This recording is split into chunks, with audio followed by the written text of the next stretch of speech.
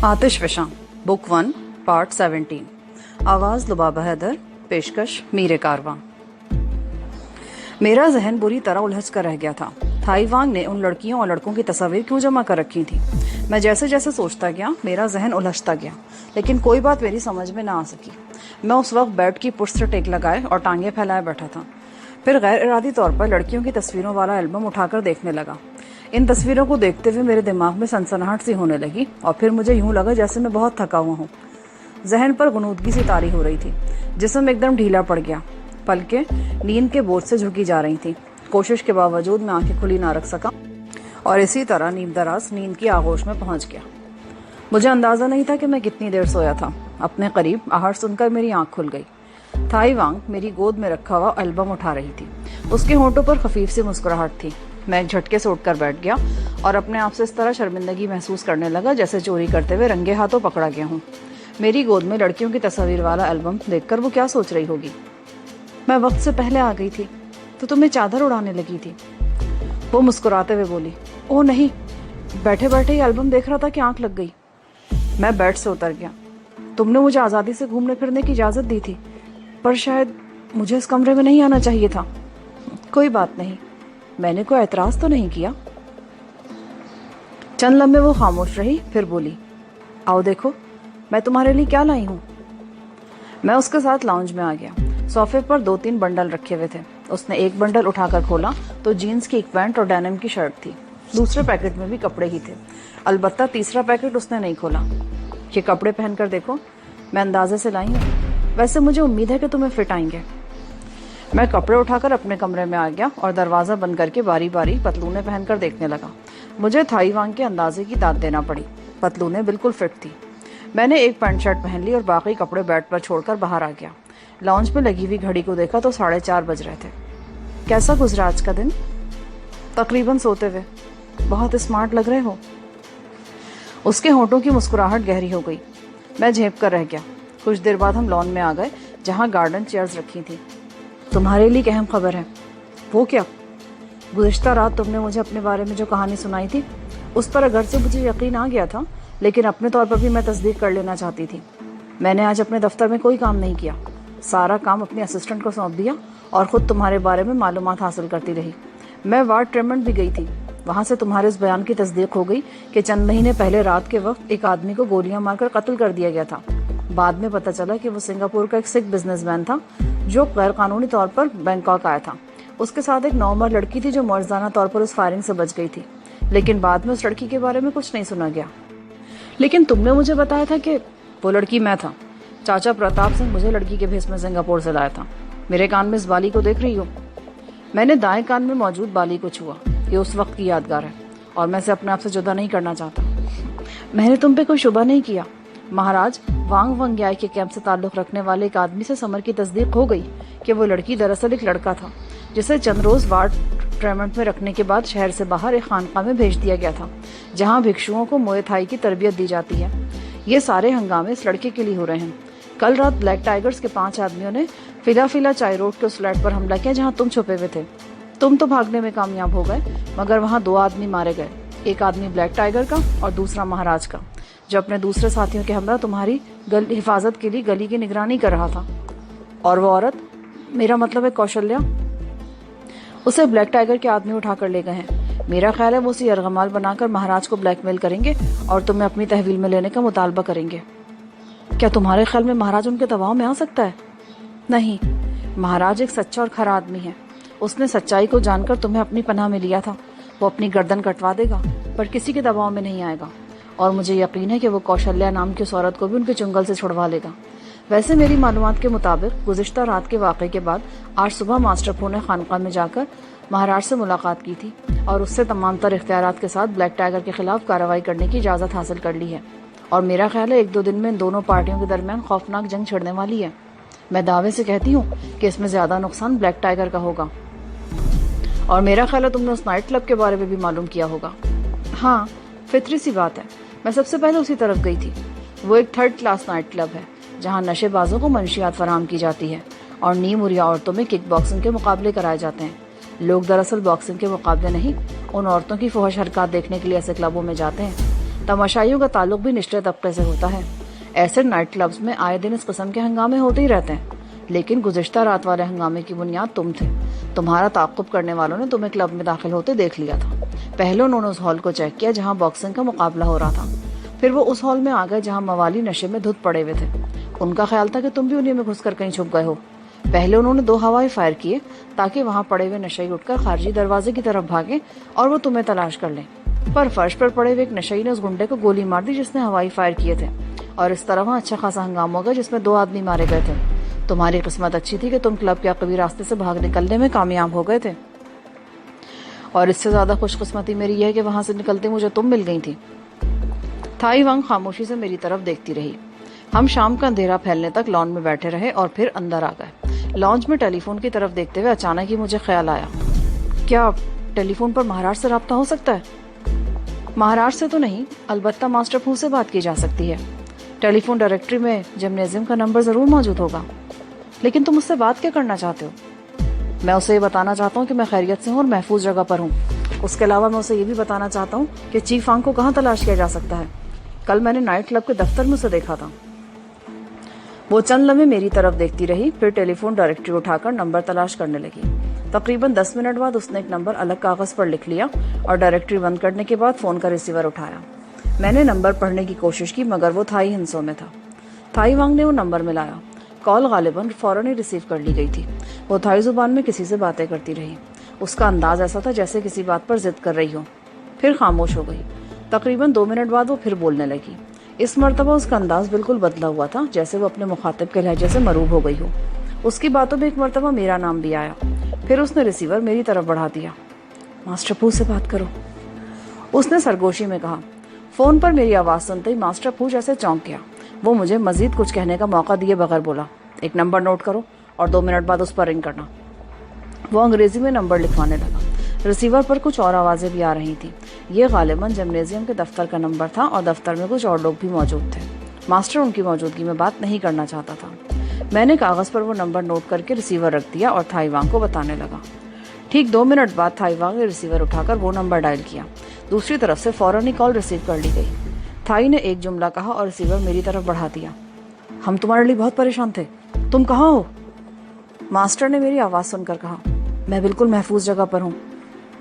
मैंने कहा और गुज़िश्ता रात के वाक़े की तफसील बताने लगा। आखिर में मैंने कहा, फ्लैट से फरार होने के बाद मैंने जिस नाइट क्लब में पनाह लेने की कोशिश की थी, उसके दफ्तर में चीफ वांग को देखकर मुझे वहां से फरार होना पड़ा। उसने मुझे नहीं देखा था, लेकिन जब मैं वहां से फरार हुआ तो उस बुलडॉग की शक्ल वाले आदमी ने मुझ पर गोली चलाई थी, पर वो मेरी शक्ल नहीं देख सका क्योंकि मैं दरवाजे से बाहर निकल चुका था। बहुत अहम खबर है, उस नाइट क्लब का नाम बताओ और चीफ वांग का हुलिया भी, मास्टर फू ने कहा। मैंने थाई वांग से क्लब का नाम पूछकर बता दिया और चीफ वांग का हुलिया बताने लगा। तकरीबन आधे घंटे तक हम बातें करते रहे। मास्टर फू बार बार पूछ रहा था कि मैं यहाँ महफूज हूँ या नहीं। मैंने उसे बता दिया कि थाई वांग एक बिल्कुल गैर मुतल्लिक औरत है। किसी ने मुझे उसके साथ आते नहीं देखा था, इसलिए किसी को शुबा भी नहीं हो सकता कि मैं यहाँ हूँ और यहाँ फिलहाल मुझे कोई खतरा नहीं। उसके बाद मास्टर ने थाई वांग से भी काफी देर तक बातें की और फिर थाई वांग ने रिसीवर रख दिया। तुमने उसे यहाँ का पता या फोन नंबर तो नहीं बताया? मैंने पूछा। इतनी बेवकूफ नहीं हूं मैं। वो मुस्कुराई और उठकर किचन की तरफ चली गई।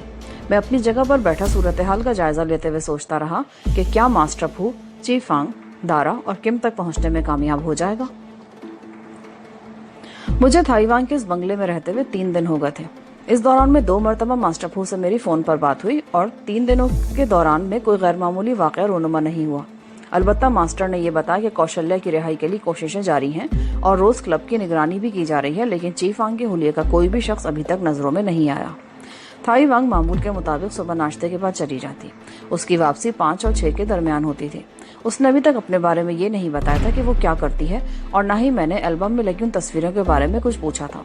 लेकिन एक बात का अंदाजा था कि उसके पास दौलत की कमी नहीं थी। ये आलीशान बंगला, कीमती और शानदार फर्नीचर और शानदार कार।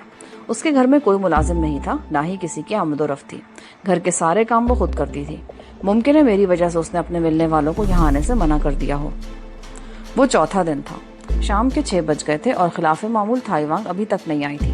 हालांकि वो 6 बजे से पहले ही पहुंच जाया करती थी। मैंने कोई ज्यादा तवज्जो नहीं दी, किसी काम की वजह से लेट हो गई होगी। लेकिन जैसे जैसे वक्त गुजरता रहा मेरी परेशानी बढ़ती चली गई। 8 बज गए। मेरे जहन में तरह तरह के वसवसे सर उभारने लगे। कहीं ऐसा तो नहीं कि वो ब्लैक टाइगर्स के आदमियों के हत्थे चढ़ गई हो। उस रात जब मैं नाइट क्लब से भागकर उसकी कार में सवार हुआ था तो तकरीबन 50 गज आगे एक गुल फरोश की दुकान खुली थी और कार उस दुकान के सामने से गुजरी थी, जबकि मेरे ताक़ुब में आने वाला एक आदमी एक लम्हे को सड़क पर रुककर मुखालिफ सिमत में एक रेस्टोरेंट की तरफ दौड़ गया था। उन लोगों ने मेरी तलाश तो जारी रखी होगी और अब मैं सोच रहा था कि मुमकिन है उन लोगों ने उस गुल फरोश से बाद में पूछा हो और उसने थाई वांग की कार के बारे में बता दिया हो और आज वो कार उनकी नजरों में आ गई हो और इस तरह थाई वांग उनके हत्थे चढ़ गई हो। ऐसी सूरत में मेरे लिए भी खतरा हो सकता था, पर मेरी समझ में नहीं आ रहा था कि मुझे करना क्या चाहिए।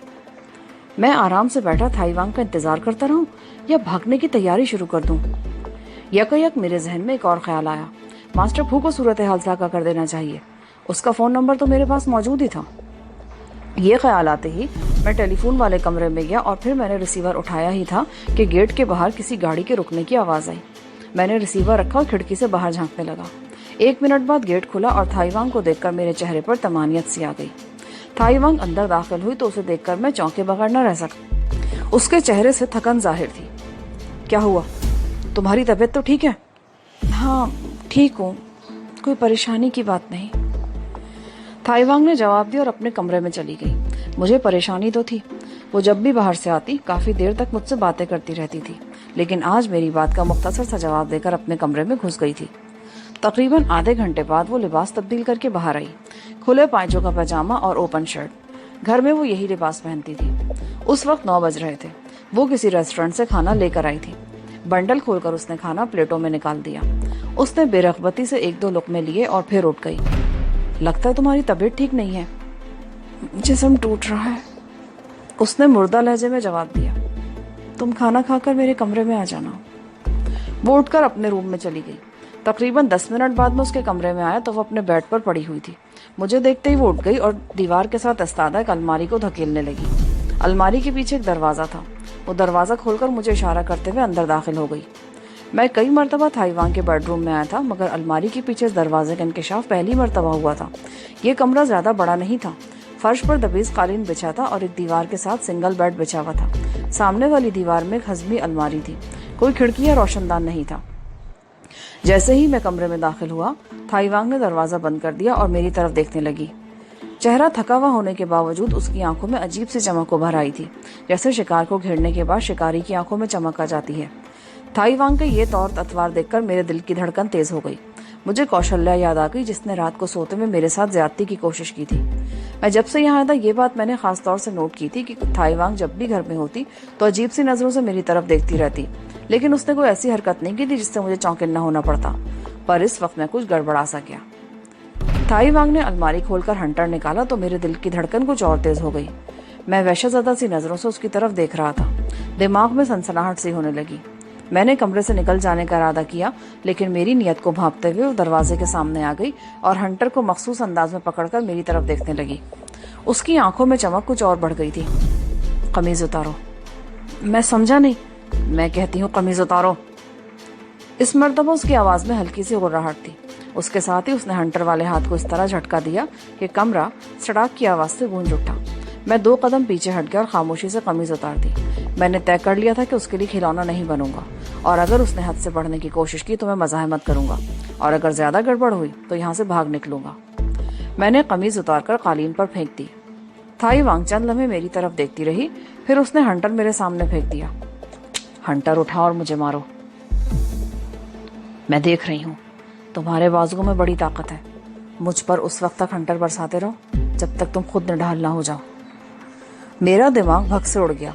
मुझे जो खदशात थे वो बेबुनियाद निकले। यहाँ तो मामला ही कुछ और था। उसकी ये फरमाइश सुनकर मेरा जहन बुरी तरह उलझ गया, पर सवाल ये पैदा होता था कि मैं उसकी पिटाई क्यों करता। उसने मेरा क्या बिगाड़ा था? वो तो मेरी मोहसिन थी। उसने मुझे मौत के मुंह से बचाया था। मैं उस पर हाथ कैसे उठा सकता था, चाहे जाकर कि वो मुझे हंटर से पीटने को कह रही थी। मैं अपनी जगह पर बेहिस्सो हरकत खड़ा उसकी तरफ देखता रहा। मेरी कुव्वत बर्दाश्त जवाब दे रही है। जल्दी करो, हंटर उठाओ और मेरी खाल उधेड़ दो।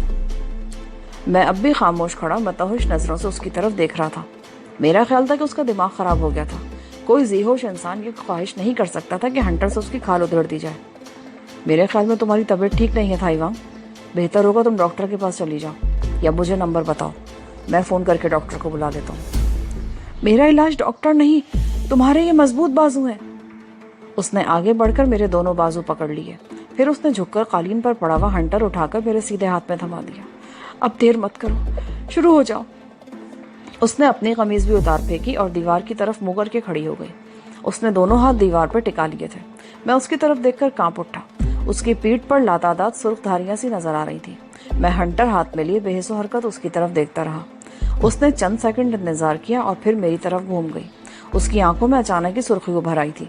मेरे दिमाग में आंधियां से चलने लगी। मैंने औरत को हमेशा माँ के रूप में देखा था, लेकिन उस रात कौशल्या ने अपनी बेहुदा हरकत से मेरे जहन में ये बात बिठाने की कोशिश की थी कि औरत माँ के अलावा और भी कुछ होती है।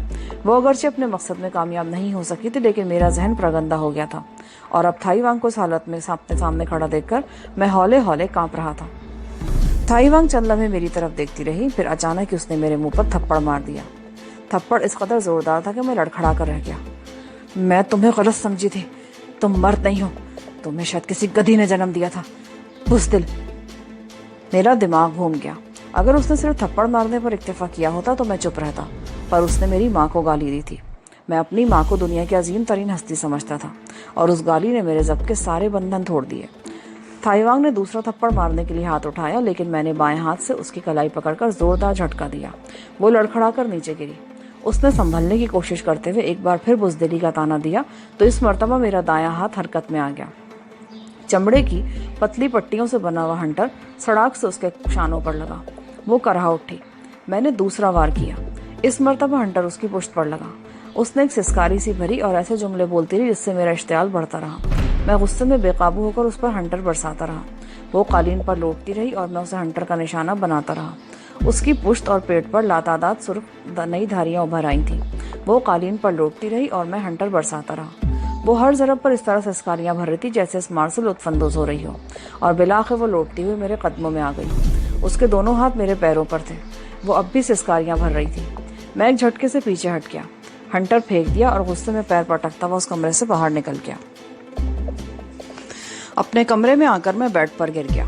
मेरा जिस्म हौले हौले कांप रहा था और दिमाग में आंधियां सी चल रही थी। थाई वांग ने जब माँ की गाली दी तो उस वक्त मेरा जी चाहा था कि मैं उसे मौत के घाट उतार दूं, लेकिन मैंने अपना गुस्सा इस तरह उतारा कि उसकी खाल उधड़ के रख दी थी। मैं अपने बिस्तर पर लेटा यही सब कुछ सोचता रहा। मैं थाई वांग का बहुत एहतराम करता था।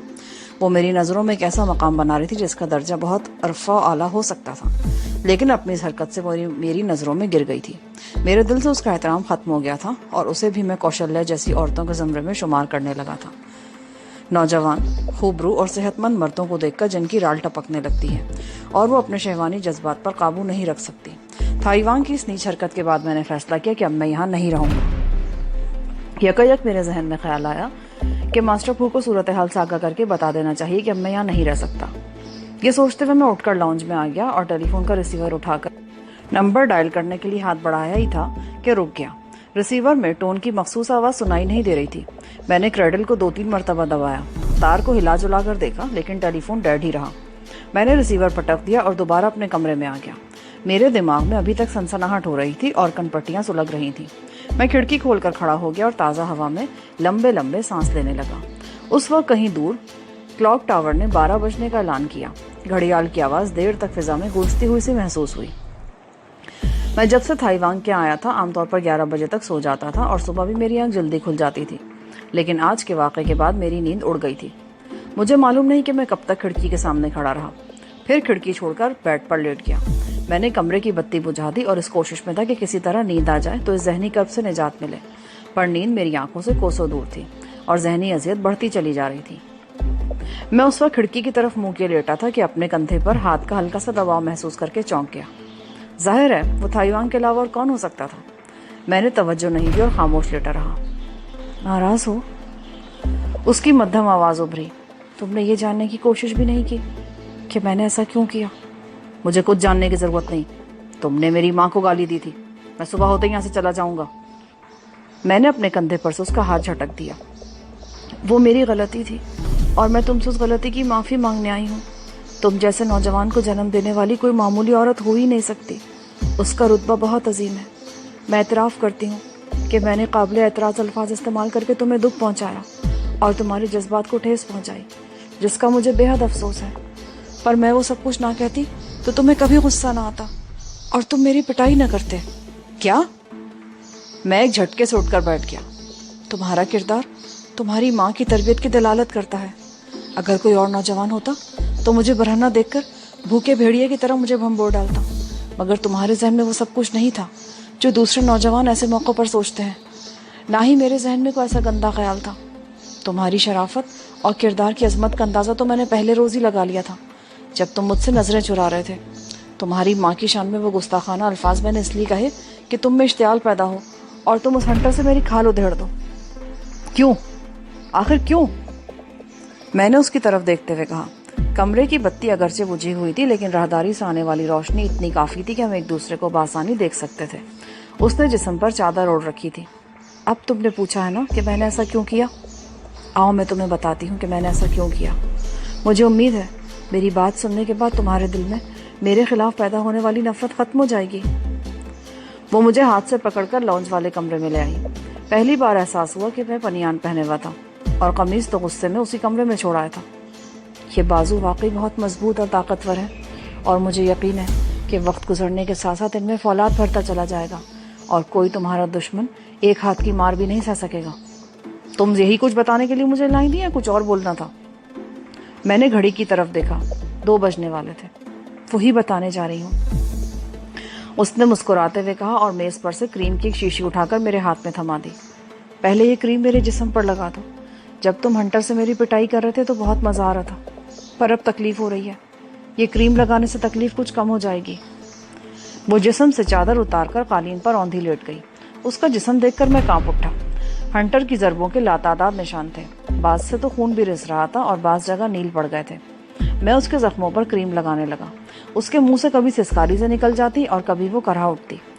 वो उस वक्त भी मेरे सामने बरहना थी, लेकिन मेरे जहन में कोई शैतानी ख्याल नहीं था। वो उठकर कालीन पर 2 जानों होकर बैठ गई और जिस्म पर चादर लपेट ली। मैं भी उसके सामने बैठ गया। जब मेरे माँ बाप का इंतकाल हुआ तो मैं 14 साल की थी। हाई स्कूल में पढ़ती थी। मेरा बाप मरते वक्त मुझे मेरे चचा के सुपुर्द कर गया। हवांग दरअसल मेरे वालिद का सौतेला भाई था। उसने मुझे अपनी सरपरस्ती में तो ले लिया, पर उसकी नज़रें मेरे बाप की छोड़ी हुई जायदाद पर थीं। शहर की गुंजान आबादी में एक फ्लैट और तकरीबन 3 लाख भात का बैंक बैलेंस। मेरा बाप इलेक्ट्रॉनिक इंजीनियर था। उसकी मौत फैक्ट्री में ड्यूटी के दौरान एक हादसे में हुई थी और कंपनी ने उसके मरने के बाद गिरा कदर मुआवजा दिया था। मेरा चचा हुआंग एक गरीब आदमी था। उसकी गुर्बत में उसका अपना हाथ था। उसने कभी कोई काम टिक कर नहीं किया था। उसकी बीवी एक फैक्ट्री में मुलाजिम थी और उसी की तनख्वाह पर गुजारा होता था। चचा को शराब और जुए की आदत भी थी। वो चच्ची की तनख्वाह की रकम भी छीनकर अपनी अय्याशी में उड़ा देता। कभी कभी वो हमारे यहाँ जाता था कि मेरा बाप उसकी थोड़ी बहुत मदद कर दिया करता था। मेरे बाप को फैक्ट्री में हादसा पेश आया तो वो शदीद जख्मी हुआ और शायद उसे यकीन हो गया था कि वो जिंदा नहीं बचेगा, इसलिए उसने चचा हुआंग को मेरा सरपरस्त मुकर्रर कर दिया था। उसके अलावा हमारा कोई करीबी रिश्तेदार भी नहीं था। हादसे के 3 दिन बाद मेरा बाप मर गया। चचा ने चंद रोज तो शराफत दिखाई, फिर अपने असल रंग में आ गया। मेरे बाप का बैंक बैलेंस चंद हफ्तों में ख़त्म हो गया। बाप के मरने के बाद जो मुआवजा फैक्ट्री से मिला वो भी शराब और जुए में उड़ा दिया। मेरी चच्ची पहले तो रोक टोक करती रही, फिर वो भी उसके रंग में रंगती चली गई। हमारा फ्लैट बहुत बड़ा था। जब नकद सरमाया ख़त्म हुआ तो चच्ची और चचा मुझे शहर के नहायत गंदे इलाके में वाक़ अपने 2 कमरों के फ्लैट में ले आए और मुझे कहा कि हमारा वाला फ्लैट किराए पर दे दिया है। उसकी आमदनी से घर के अखराजात चलाते रहेंगे। मुझसे कुछ कागजात पर दस्तखत भी करवाए गए, लेकिन बाद में इंकशाफ हुआ कि चचा ने हमारा फ्लैट औने पौने बेच दिया और उससे मिलने वाली रकम भी 3-4 महीनों में उड़ा दी। घर में फाके होने लगे तो मेरी तालीम का सिलसिला मुनक़ता कर दिया गया और मुझे मजबूर किया जाने लगा कि मैं नौकरी करके रकम कमाऊँ। चचा और चच्ची दोनों मुझे बुरी तरह पीटते रहते थे। मुझे एक रेस्टोरेंट में वेटरेस की नौकरी मिल गई। तनख्वाह तो कम थी, पर ग्राहकों की बख्शीश से रोज़ाना अच्छी खासी रकम मिल जाती थी। मैं जब घर आती तो चच्ची मेरी तलाशी लेकर सारी रकम छीन लेती। उसका ख्याल था कि मैं कुछ रकम छुपाती भी हूँ। वो मुझे बुरी तरह पीट देती। मैं रोज़ाना उसकी मार की आदी हो चुकी थी। 14-15 साल की उम्र बड़ी ख़तरनाक होती है। रेस्टोरेंट्स में आने वाले ग्राहकों का ख्याल था कि मैं यहाँ सिर्फ नौकरी नहीं करती बल्कि कुछ और भी करती हूँ। बाज़ ग्राहक मुझसे फहश मजाक करते और बाज़ ज़्यादा से ज़्यादा टिप देकर मुझे अपने साथ चलने पर आमादा करने की कोशिश करते। मैं बड़ी मुश्किल से वक्त काट रही थी। एक मरतबा चच्ची और चचा मुझे कंचनपुरी ले गए। یہ بینکاک کے شمال میں 130 کلومیٹر پر واقع ایک خوبصورت ہل اسٹیشن ہے۔ انہوں نے کہا تھا کہ وہ ایک ہفتے کی چھٹیاں منانے کے لیے وہاں جا رہے ہیں۔ اس خوبصورت شہر میں انہوں نے رہائش کے لیے جو کاٹیج لیا تھا وہ شہر سے تقریباً 6 کلومیٹر کے فاصلے پر تھا۔ چاروں طرف سے سبز اور اونچے درختوں میں گھرا ہوا وہ کاٹیج بڑا شاندار اور قیمتی فرنیچر سے آراستہ تھا۔ چچا اور چچی کی مالی حیثیت ایسی نہیں تھی کہ وہ اس قسم کا کاٹیج کرائے پر لے سکتے۔ بینکاک سے روانگی سے ایک دن پہلے انہوں نے میرے لیے چند نئے کپڑے بھی خریدے اور مجھے اس پر بہت حیرت ہوئی۔ وہ دن اور وہ رات ہم نے بڑے خوشگوار ماحول میں گزاری۔ دوسرے دن شام سے کچھ پہلے ایک شاندار کار ہمارے کاٹیج کے سامنے آ کر رکی۔ ڈرائیور کے علاوہ اس کار میں صرف ایک آدمی تھا، 7 فٹ کے قریب قد اور بھاری ڈیل ڈول۔ مجھے تو وہ کوئی جنزاد ہی لگا۔ چچا اور چچی سٹنگ روم میں بیٹھے دیر تک اس سے رازدارانہ انداز میں گفتگو کرتے رہے۔ شام کا اندھیرا پھیل رہا تھا۔ میں اس وقت باتھ روم میں تھی کہ مجھے کار کے روانہ ہونے کی آواز سنائی دی۔ میں نے شکر ادا کیا کہ وہ دیو قامت شخص چلا گیا ہے، کیونکہ اسے دیکھ کر ہی مجھے وحشت ہوتی تھی۔ لیکن جب میں باتھ روم سے نکلی تو یہ دیکھ کر حیران رہ گئی کہ وہ شخص تو نشست گاہ میں بیٹھا ہوا تھا اور چچا چچی غائب ہو گئے تھے۔ میں خارجی دروازے کی طرف بڑھی تو اس شخص نے بتایا کہ وہ دونوں جا چکے ہیں۔ میں سٹپٹا سی گئی۔ چچا اور چچی مجھے اکیلا چھوڑ کر کیسے جا سکتے تھے؟ جب یہ انکشاف ہوا کہ وہ دونوں مجھے چیانگ نامی اس آدمی کے ہاتھ فروخت کر گئے ہیں تو میرے پیروں تلے زمین نکل گئی۔ پہاڑیوں میں بل کھائے ہوئے راستوں پر کار کے انجن کی آواز ابھی تک سنائی دے رہی تھی۔ میں کاٹیج سے نکل کر بھاگی تو اس دیو نے مجھے پکڑ لیا۔ یہ تو مجھے بعد میں پتہ چلا کہ چیانگ سے میرے سودے کی بات چیت کئی روز سے چل رہی تھی اور چچا ہوانگ وقتاً فوقتاً اس سے چھوٹی موٹی رقمیں بھی لیتا رہا تھا، اور بالآخر پروگرام بنا کر وہ دونوں مجھے دھوکے سے یہاں لے آئے اور مجھے اس کے حوالے کر کے چلے گئے۔ آخری قسط کے طور پر انہیں صرف 10,000 بھات ملے تھے۔ یہ کاٹیج بھی کوچیانگ کا ہی تھا۔ اس رات مجھ پر جو بیتی اسے میں لفظوں میں بیان نہیں کر سکتی۔ شہر سے دور ویرانے میں میری چیخیں سننے والا کوئی نہیں تھا۔ میں آخر تک مزاحمت کرتی رہی۔ چیانگ نے ہنٹر سے میری کھال ادھیڑ دی۔ یوں تو میں چچا چچی سے بھی مار کھاتی رہتی تھی، پر اس رات ہنٹر کی مار پہلی مرتبہ کھائی تھی۔ 15 دن تک میرے ساتھ یہی کچھ ہوتا رہا۔ چیانگ پہلے ہنٹر سے مجھے پیٹتا، پھر بھیڑیوں کی طرح مجھے نوچنے لگتا۔ میں بھاگنے کا موقع تلاش کرتی رہی، پر اس نے میری نگرانی کے لیے شہر سے کھٹی کٹی عورت کو بلا لیا۔ وہ شکل سے حرافہ لگتی تھی، سائے کی طرح میرے ساتھ لگی رہتی۔ 16ویں رات مجھے موقع مل گیا۔ چیانگ شراب کا عادی تھا، پر اس رات اس نے کچھ زیادہ ہی چڑھا لی تھی۔ وہ نشے میں دھت ہو رہا تھا۔ اس طرح مجھے اس کے پستول پر قبضہ کرنے کا موقع مل گیا۔ میں نے 6 کی 6 گولیاں اس کے سینے میں اتار دی۔ جب میں کمرے سے باہر نکلی تو میرے ہاتھ میں پستول دیکھ کر نگران عورت چیختی ہوئی بھاگ کھڑی ہوئی۔ میں پہاڑیوں پر اس بل کھاتے ہوئے راستے پر چلتے چلتے کسی نہ کسی طرح شہر پہنچ گئی اور اپنے آپ کو پولیس کے حوالے کر دیا۔ وہ نگران عورت اور میرے چچا چچی بھی پکڑے گئے۔ کیس چلا اور مجھے 7 سال کی سزا ہوئی، جبکہ چچا چچی کو مختلف الزامات میں طویل مدت کے لیے جیل بھیج دیا گیا۔ جیل میں بھی میرے ساتھ کوئی قابل تعریف سلوک نہیں ہوا۔ میں نہ صرف قیدی عورتوں سے پٹتی رہتی بلکہ جیل کی ایک وارڈن میری پٹائی کرتی رہتی۔ اسے تو شاید مجھ سے خدا واسطے کا بیر ہو گیا تھا۔ وہ جب تک دن میں ایک بار مجھے پیٹ نہ لیتی اسے چین نہ آتا، اور میں بھی اس پٹائی کی عادی ہو گئی تھی۔ تھائی وانگ خاموش ہو گئی۔ میں بھی چپ بیٹھا اس کی طرف دیکھ رہا تھا۔ اس کی کہانی سن کر مجھے واقعی اس سے ہمدردی ہو گئی تھی۔ جیل سے نکلنے کے بعد میں جس طرح وقت سے لڑتی رہی تو ایک طویل داستان ہے۔ چچا اور چچی جیل میں ہی مر گئے تھے اور مجھے ان کے مرنے کا کوئی افسوس نہیں تھا۔ اب میں آزاد تھی۔ میں نے اپنے قدم جمانے کے لیے بڑی تگ و دو کی۔ آج میں کامیاب بزنس وومن ہوں، لیکن ماضی میں میرے ساتھ جو کچھ بھی ہوا اس نے مجھے اذیت پسند بنا دیا۔ میرا جسم مار کا عادی ہو چکا ہے۔ جب تک میں تشدد کا نشانہ نہ بنوں مجھے چین نہیں آتا۔ بڑی عمر کے مردوں پر مجھے بھروسہ نہیں۔ میں تمہاری عمر کے نوجوانوں کو پیسے کا لالچ دے کر ان سے کام لیتی ہوں۔ ہنٹر سے پٹائی کے بعد جب تک جسم میں جلن رہتی ہے مجھے سکون ملتا ہے۔ صبح جیسے جیسے جلن کم ہوتی جاتی ہے میری بے چینی میں اضافہ ہونے لگتا ہے۔ جب میرے جسم پر کوڑے پڑتے ہیں تو تم اندازہ نہیں لگا سکتے کہ مجھے کتنا سکون ملتا ہے۔ آج کی یہ پٹائی 4-6 روز کے لیے کافی ہے۔ میں حیرت سے اس کی طرف دیکھنے لگا۔ یہ پٹائی اس کے لیے گویا ایک طرح کا نشہ تھا۔ جیسے جیسے اس کا اثر زائل ہونا شروع ہوگا اس کی بے چینی بڑھنے لگے گی۔ میں نے گھڑی کی طرف دیکھا۔ 3:30 بج رہے تھے۔ اسے بھی شاید وقت کا خیال آ گیا تھا۔ وہ اپنے جسم پر لپٹی چادر سنبھالتی ہوئی اٹھ گئی۔ مجھے امید ہے کہ تم نے مجھے اب معاف کر دیا ہوگا۔ تمہیں برا بھلا کہنے کا ایک مقصد تو یہ تھا کہ تمہیں اشتعال دلایا جائے۔ دوسری وجہ یہ بھی تھی کہ میں تمہارے ان خیالات کے سامنے بند باندھنا چاہتی تھی جو مجھے برہنہ دیکھ کر تمہارے ذہن میں آ سکتے تھے۔ میرا خیال ہے اب تمہارے دل میں ایسی کوئی بات نہیں رہنی چاہیے۔ یہاں پر پارٹ 17 کا اختتام ہوتا ہے۔ آگے کتاب سننے کے لیے پارٹ 18 سماعت فرمائیں۔